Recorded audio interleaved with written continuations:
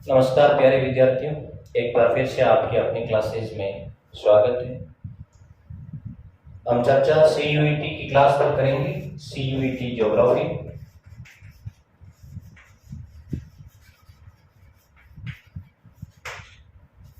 विश्वास है कि आप बहुत अच्छे पढ़ रहे होंगे और परमपिता परमेश्वर से प्रार्थना करते हैं कि आपको दिल्ली यूनिवर्सिटी या देश की टॉप मोस्ट यूनिवर्सिटी में ज्योग्राफी पढ़ने का मौका मिले, इस विश्वास के साथ हम लगे हुए हैं। पिछली 2 क्लासें हमने पूर्ण कर ली, ये अगली क्लास होगी आपकी। ध्यान रखना, इस क्लास में हम 2 चीजों पर डिस्कस करेंगे। एक तो हम प्रवास पे करेंगे और एक हम जनसंख्या वृद्धि पे करेंगे। तो सबसे पहले हम प्रवास पर डिस्कस कर लेते हैं। प्रवास से कोई बड़े प्रश्न नहीं उठने वाले हैं। देखो, प्रवास जनसंख्या परिवर्तन का एक घटक है, हमने पूर्व की क्लास में देखा था। प्रवास से क्या प्रश्न बन सकते हैं? एक तो प्रवास से जुड़ी कुछ टर्मिनोलॉजी है, उसके प्रश्न बन सकते हैं। जैसे उद्गम स्थल क्या है, ये बन सकता है। गंतव्य स्थल क्या है, ये बन सकता है। आप्रवास क्या है, यानी आप्रवास का बन सकता है, उत्प्रवास का बन सकता है। ये तो होगी इनकी टर्मिनोलॉजी। इस पर मैं अभी थोड़ी चर्चा करूंगा। इसके अलावा प्रवास का एक चैप्टर बन सकता है प्रभावित करने वाले कारकों का। प्रवास को प्रभावित करने वाले कारक कौन कौन से? प्रभावित करने वाले कारकों में 2 तरह के कारक हैं और बड़े कंफ्यूज करने वाले हैं। अपकर्ष कारक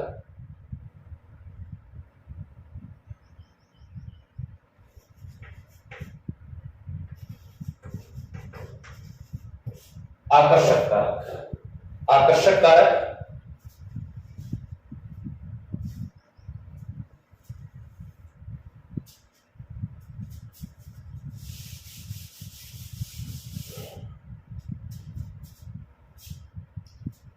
अपकर्ष कारक,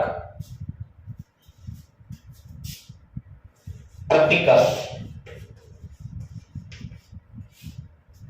अपकर्ष और प्रतिकर्ष, 4 चीजों पर। तो सबसे पहले अपन उद्गम पे आ रहे हैं। प्रवास के संदर्भ में उद्गम स्थल, इसको इस रूप में बोलते हैं, उद्गम स्थल।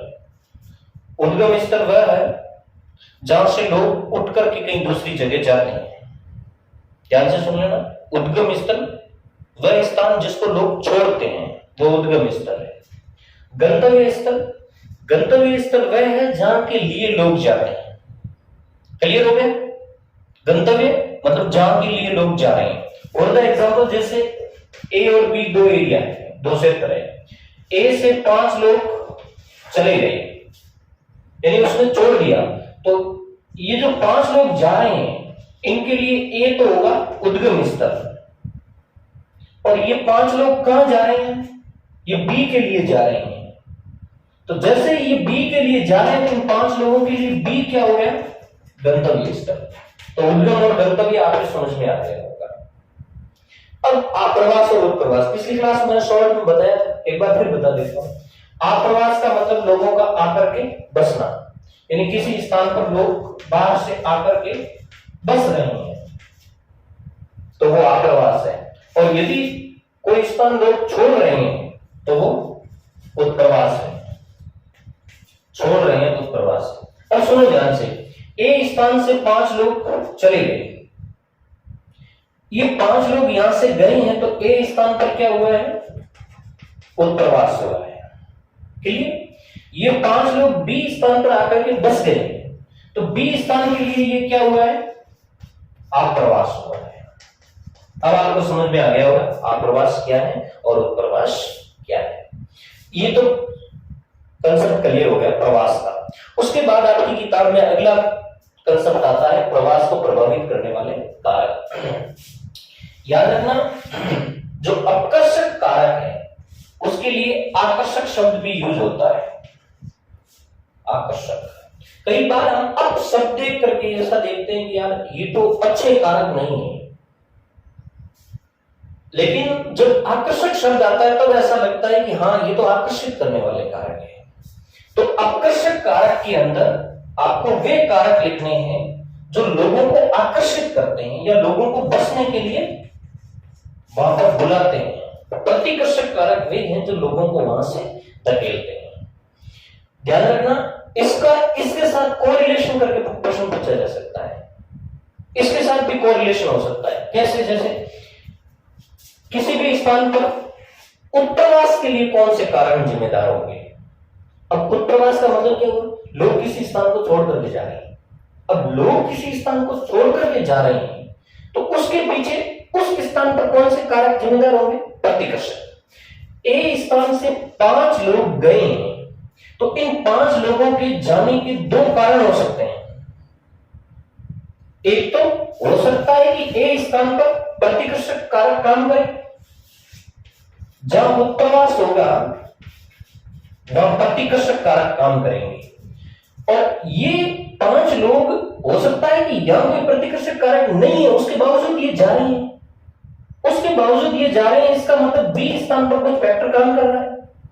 बी स्थान पर यदि लोगों को आकर्षित किया जा रहा है, आप्रवास हो रहा है, तो यहां कुछ अपकर्षक कारक काम कर रहे हैं जो खींच रहे हैं। आप अपनी किताब उठाइए, आपको एग्जाम्पल मिल जाएगा। जैसे अपकर्षक कारक है, अपकर्षक कारक में रोजगार की अच्छी दशा, स्वास्थ्य और मूलभूत सुविधाओं की उपलब्धता हो सकती है, राजनीतिक दृष्टि से स्थिरता हो सकती है, खनिज संसाधनों की उपलब्धता हो सकती है, अनुकूल जलवायु हो सकती है, उपजाऊ मृदा हो सकती है, जल की उपलब्धता हो सकती है। यानी वे सभी कारक जो लोगों को आकर्षित कर रहे हैं वो अपकर्षक में है। प्रतिकर्षक में क्या है? प्रतिकर्षक में जैसे अनुपयुक्त जलवायु हो सकती है, विषम धरातलीय दशाएं हो सकती है, रोजगार के साधनों का अभाव हो सकता है, बेरोजगारी का चरम स्तर हो सकता है, या राजनीतिक दृष्टि से अस्थिर क्षेत्र हो सकता है, धार्मिक दंगों से जुड़ा हुआ क्षेत्र हो सकता है। तो वो प्रतिकर्षक कारक का काम करेगा। अब ये मोटा मोटा आपको प्रवास समझ में आ गया होगा। उसके बाद हम अगला टॉपिक लेते हैं। प्रवास के बाद अगला जो अपना टॉपिक होगा वो जनसंख्या वृद्धि का है। अगला अपना चैप्टर है जनसंख्या वृद्धि। बहुत ही अच्छा चैप्टर है, यहां से बहुत प्रश्न आने की संभावना है। देखो कुछ प्रश्न मैं सीधे सीधे नोट करवाऊंगा आपको जो किताब के अंदर है, क्योंकि यहां सारा डेटा एनालिसिस किया हुआ है, आंकड़ों का है। एक प्रश्न आपको बनेगा, ईसा की पहली शताब्दी में जनसंख्या लगभग कितनी थी? उसका उत्तर होगा 30 करोड़। याद रखना, ईसा की पहली शताब्दी का प्रश्न बन सकता है 20 करोड़। हालांकि कुछ किताबों में 23 करोड़ भी लिखे हुए हैं। दोनों चीजें ध्यान रखना। ईसा की पहली शताब्दी में पॉपुलेशन 20 करोड़ की। एक प्रश्न तो ये बनेगा। एक प्रश्न बनेगा इंडस्ट्रियल रिवोल्यूशन का। 1750 के आसपास किताब में दिया है, 1750 के आसपास औद्योगिक क्रांति के समय दुनिया की जनसंख्या कितनी थी? तो वो थी 55 करोड़। इसका उत्तर रहेगा आपका 55 करोड़। दो प्रश्न तो ये बन गए। ईसा की पहली शताब्दी 20 करोड़, 1750। आपको जरा आप 1750 ही क्यों ले रहे हैं? और भी तो सन होंगे, लेकिन 1750 इसलिए ले रहे हैं कि इस समय दुनिया में इंडस्ट्रियल रिवोल्यूशन का टाइम था, औद्योगिक क्रांति का था, और यहां जनसंख्या के बढ़ने की शुरुआत होती है। तो इस समय तक यानी 1750 तक दुनिया की जनसंख्या बहुत धीमी गति से बढ़ी थी, इसलिए किताब ने ये मेंशन किया है। दो प्रश्न तो ये हो गए। इसके अलावा एक प्रश्न आपको और ध्यान रखना है कि कृषि के उद्गम के समय लगभग 12,000 वर्ष पूर्व जो कृषि का उद्गम माना जाता है, 12,000 वर्ष पूर्व, या ऐसे पूछ ले कृषि के उद्गम के समय दुनिया की जनसंख्या कितनी थी? तो किताब में बिल्कुल साफ मेंशन किया 80 लाख। उस समय पॉपुलेशन 80 लाख थी। ये तो सिंपल प्रश्न बनते हैं। 3 प्रश्न और हैं और उसके बाद में आपको एक सारणी एनालिसिस करवाऊंगा। 3 फैक्ट आपको और ध्यान रखने हैं। एक तो ये ध्यान रखना है कि विगत 500 वर्षों में कितनी जनसंख्या बढ़ी है। विगत 500 वर्षों में जनसंख्या कितनी बढ़ी है? तो इसका आपका आंसर ध्यान रखना 10 गुना। बिल्कुल फैक्ट है। 500 वर्षों में, पिछले 500 वर्षों में जनसंख्या कितनी बढ़ी? 10 गुना। उसके बाद अगला एक प्रश्न बनेगा 20वीं शताब्दी में जनसंख्या कितनी बढ़ी? 20वीं सदी के अंदर जनसंख्या में वृद्धि कितनी हुई? तो ये है 4 गुना। पिछले 500 वर्षों में जनसंख्या में वृद्धि 10 गुना, 20वीं शताब्दी में जनसंख्या में वृद्धि 4 गुना। और उसके बाद एक प्रश्न बनेगा प्रतिवर्ष कितनी जनसंख्या में वृद्धि हो रही है वर्तमान में? वर्तमान में प्रतिवर्ष जनसंख्या में कितनी बढ़ोतरी हो रही है? तो आपको याद रखना 8 करोड़ लोग बढ़ रहे हैं। ये तीनों फैक्ट है, आपको ये तीन फैक्ट पर ही अपन क्यों ध्यान दें? जनसंख्या के संदर्भ में बहुत सारे फैक्ट हो सकते हैं, लेकिन इन फैक्टों को किताब ने मेंशन किया है, इसलिए ये 3 फैक्ट इंपॉर्टेंट हो जाते हैं कि पिछले 500 वर्षों में जनसंख्या 10 गुना बढ़ी है। उसके बाद 20वीं शताब्दी में 4 गुना बढ़ी है, प्रतिवर्ष कितनी बढ़ रही है? 8 करोड़। एक ये चीज हो गई। उसके बाद एक डेटा है जनसंख्या ग्रोथ का। मैं एक डायग्राम बनाता हूं, उस डायग्राम से उस अपन डेटा को समझते हैं।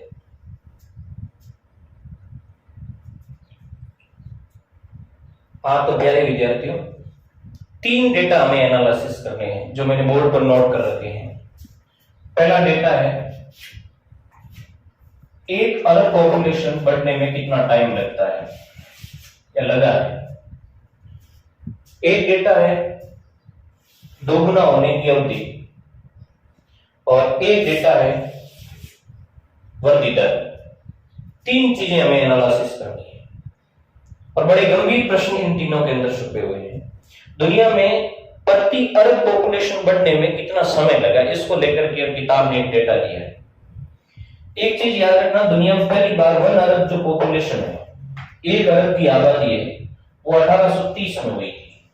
30 के आसपास इसने लमसम समय दिया है। 1 अरब आबादी 1830 में हुई थी। उसके बाद 2 अरब आबादी हुई 1930 में। यहां आपको यह ध्यान रखना है कि 1 अरब से 2 अरब पहुंचने में कितना समय लगा? 100 वर्षों का समय लगा। 1830 से 1930। 2 अरब के बाद 3 अरब पॉपुलेशन हो गई 1960 में, यानी अगले 30 सालों में दुगनी हो गई। सॉरी, 1 अरब बढ़ गई। 1 अरब थी 1830 में, 1 अरब से 2 अरब हुई, यानी 1 अरब और पॉपुलेशन बढ़ी 1930 में। कितना टाइम लगा? 100 साल का। उसके बाद 2 अरब से 3 अरब पहुंच गई 1960 में। कितना टाइम लगा? 30 ईयर का। उसके बाद 3 अरब से 4 अरब पहुंची 1975 में, मात्र 15 साल में। उसके बाद 4 अरब से 5 अरब पहुंची 1987 में, मात्र 12 वर्षों में। उसके बाद 5 से 6 अरब पहुंची 1999 में, ये भी 12 वर्षों में। और 6 से 7 अरब पहुंची 2011 में, ये भी 12 वर्षों में। अब पॉपुलेशन में थोड़ी स्टेबिलिटी आई है। एक प्रश्न आपको यहां ध्यान रखना है, क्योंकि किताब ने उसको अलग से मेंशन किया है कि 5 से 6 अरब पहुंचने में 12 वर्ष लगे हैं। ये किताब ने अलग से मेंशन किया है कि आबादी को 5 से 6 अरब पहुंचने में 12 वर्ष लगे हैं। जबकि किताब ने एक चीज मेंशन कर रही थी, जो शुरुआत में जो 1 अरब पॉपुलेशन हुई थी ना, सॉरी इसने 1 करोड़ की बात कही कि शुरुआत के अंदर 1 करोड़ पॉपुलेशन होने में 10 लाख वर्ष लगे थे। ये सीधा सीधा फैक्ट है कि दुनिया की आबादी को 1 करोड़ होने में 10 लाख वर्ष लगे थे। ये सीधा फैक्ट है, इसको ध्यान रखना। इसमें जो मैक्सिमम ऊपर वाले डेटा याद रखना, 6 से 7 अरब होने में भी 12 लगे, 5 से 6 होने में भी 12 लगे, 4 से 5 होने में भी 12 लगे, 1 से 2 होने में 100 लगे। बाकी वाला बीच का ज्यादा इंपॉर्टेंट नहीं है। 1 करोड़ आबादी होने में, लेकिन दुनिया की जो पहली 1 करोड़ आबादी हुई थी उसको कितना टाइम लग गया? 10 लाख। आपको 10 लाख कहां से माना? ये ह्यूमन ओरिजिन से माना गया है, मानव की उत्पत्ति से माना गया है। आधुनिक काल जिसको होलोसीन एज कहते हैं, जहां से मानव की उत्पत्ति मानी गई है। तो 1 करोड़ आबादी होने में 10 लाख, वो एक चैप्टर हो गया। एक प्रश्न आपका बन सकता है, दुनिया के 2 गुना होने की अवधि, डबल होने की अवधि क्या है?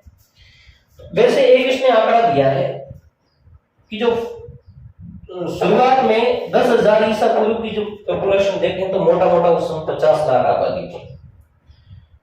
उसके बाद 1 करोड़ आबादी हुई, तो शुरुआती तो किसी पॉपुलेशन काउंटिंग था नहीं, 1 करोड़ आबादी में 10 लाख वर्ष लग गए। उसके बाद इसने लिखा है 1650 के आसपास 50 करोड़ आबादी थी। 25 करोड़ से 50 करोड़ पहुंचने में, ये डबल की बात कर रहा हूं मैं, 25 करोड़ से 50 करोड़ पहुंचने में 1500 साल लगे थे। ये पर्सन नहीं आने की संभावना, क्योंकि इससे पिछली 25 करोड़ की आबादी का टाइम पीरियड नहीं दिया हुआ है। केवल इतना लिखा है कि 1650 में 50 करोड़ आबादी थी और इस 50 करोड़ को पहुंचने में यानी डबल होने में कितना टाइम लगा? 1500 वर्षों का। उसके बाद ध्यान रखना 1650 में 50 करोड़ थी, ये आबादी 1804 में जाकर के 100 करोड़ हो गई। 1650 से 1804 मतलब 154 वर्षों की अवधि लगी आबादी को 1 करोड़ होने में, यानी 50 करोड़ से 100 करोड़ होने में, 1 अरब होने में आबादी को 154 वर्ष लगे। इसका भी कोई प्रश्न आने की ज्यादा पॉसिबिलिटी नहीं है। उसके बाद 1 करोड़ से यानी 1 अरब से 2 अरब दुगना किया है 1804 से 1927। और किस टाइम पीरियड को नोट किया जाए? 123 वर्षों में। किस तरीके से टाइम घट रहा है? उसके बाद 2 अरब से 4 अरब होने में 1927 से 74 का टाइम पीरियड लगा 47 वर्ष। और 4 से 8 अरब होने में अपेक्षित जनसंख्या है, अनुमानित है कि भाई इतने टाइम के बाद हो जाएगी 51 साल। ये प्रश्न यहां से पढ़ने की संभावना है। इस 51 वाले को नोट कर लेना कि आबादी को 4 करोड़ से 8 करोड़ होने में कितना समय लगेगा? तो 51 वर्ष। ये हो गया 2 गुना होने की अवधि। उसके बाद एक प्रश्न वृद्धि दर का भी बन सकता है, एक इंडेक्स के अंदर दिया है। आपको एक तो ध्यान रखना विश्व की वृद्धि दर कितनी है? 1.2। ये 2015 के आसपास के डेटा है जो किताब में मेंशन की है। विश्व की जनसंख्या वृद्धि दर है 1.2 वार्षिक। अफ्रीका की सबसे ज्यादा है, इस चीज को ध्यान रखना। इसको यूं ध्यान रखना है कि सर्वाधिक वृद्धि दर किस महाद्वीप की है, ये प्रश्न पूछा जा सकता है। तो किसकी है? अफ्रीका की है। कितनी है? 2.6। उसके बाद ओशिनिया की वृद्धि दर है, इसका एक सीक्वेंस भी ध्यान रख लेना। कम अभी नोटबुक में नोट कर दो। सबसे ज्यादा किसका है? अफ्रीका, उसके बाद ओशिनिया का, फिर एशिया। इस तरीके से घटते क्रम में याद रखो। अफ्रीका 2.6, ओशिनिया का याद रखना 1.5। ओशिनिया की डिजिट नहीं पूछी जाएगी, अफ्रीका की डिजिट पूछी जा सकती है क्योंकि अफ्रीका सर्वाधिक वृद्धि दर रखता है। विश्व की डिजिट पूछी जा सकती है 1.2। एशिया की डिजिट जरूर याद रखना 1% वार्षिक वृद्धि दर है। और भारत की जो वृद्धि दर है वो 3.64 है। ये हो गया जनसंख्या वृद्धि का चैप्टर। इसमें से बहुत सारे प्रश्न पढ़ने की अच्छी संभावना है। उसके बाद जो अपना अगला चैप्टर होगा वो होगा जनसंख्या संक्रमण के बारे में। ये हम नेक्स्ट क्लास में देखेंगे।